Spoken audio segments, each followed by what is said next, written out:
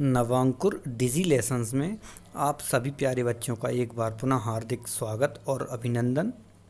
इस वीडियो के माध्यम से हम लेसन 12 की जो बाकी की एक्सरसाइज है उसको कंप्लीट करेंगे। सबसे पहले क्वेश्चन लेते हैं, आंसर दिस क्वेश्चन। नीचे दिए प्रश्नों के उत्तर दीजिए। तो सबसे पहला क्वेश्चन लेते हैं, who lived in the palace.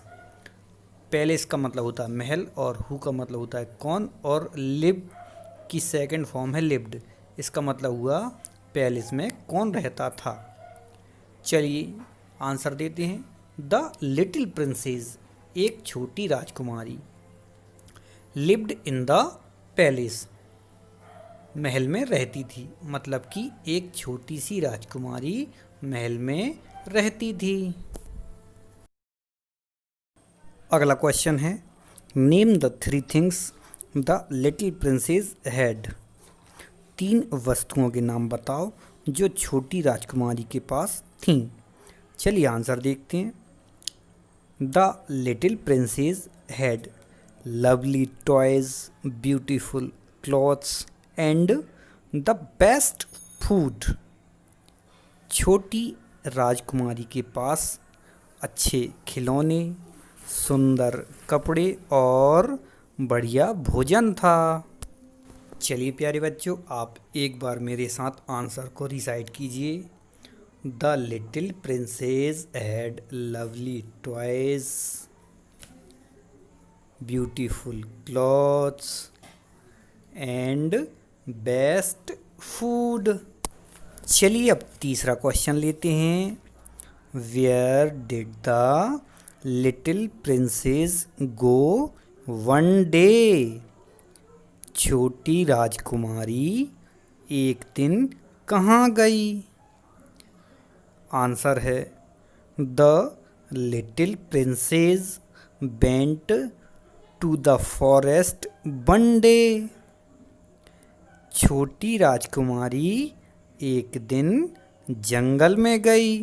Forest means क्या होता है, जंगल। चलिए अगला क्वेश्चन देखते हैं। What did the little princess see in the forest. छोटी सी राजकुमारी ने जंगल में क्या देखा। लिटिल प्रिंसेस मीन्स क्या होता है, छोटी राजकुमारी।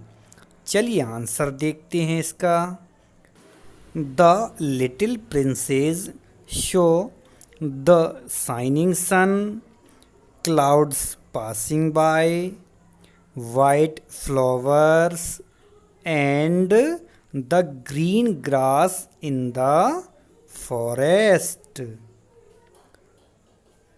छोटी सी राजकुमारी ने जंगल में चमकते सूर्य को, गुजरते हुए बादलों को, सफ़ेद फूलों और हरी घास को देखा। चलिए अगला क्वेश्चन लेते हैं। What sound did the little princess listen in the forest. छोटी राजकुमारी ने जंगल में किसकी आवाज़ सुनी। आंसर है the little princess listened the sound of the wind. छोटी सी राजकुमारी ने विंड मतलब हवा, हवा की आवाज़ सुनी। चलिए लास्ट क्वेश्चन लेते हैं। When did the little princess begin to smile. Smile means क्या होता है, हंसना। छोटी सी राजकुमारी ने हंसना कब शुरू किया। आंसर होगा when she looked at everything, she listened to everything and then she began to laugh. जब उसने सबकी ओर देखा, अर्थात सब जगह देखा, सबको सुना और तब उसने हंसना शुरू कर दिया। चलिए अगला क्वेश्चन लेते हैं। Read the following and learn. निम्न को पढ़ो और सीखो। प्यारे बच्चों, आपको जो पहली टेबल दिखाई दे रही है रेगुलर वर्ब, उसमें प्रेजेंट और पास्ट सिंपल में यूज़ होने वाली वर्ब की फॉर्म को दिखलाया गया है। ये क्या होती हैं? ये वैसे तो हमें पता है वर्ब की 3 फॉर्म होती हैं, लेकिन हमको अभी सिर्फ 2 फॉर्म देखना है। तो रेगुलर वर्ब में हम सीखेंगे कि आपको वर्ब की मेन फॉर्म में सिर्फ ईडी लगा करके उसे सेकंड फॉर्म में बदल देना है ना आसान? तो चलिए शुरू करते हैं। जैसे कि लिव, लिव की सेकंड फॉर्म या पास्ट फॉर्म क्या होगी? लिव्ड।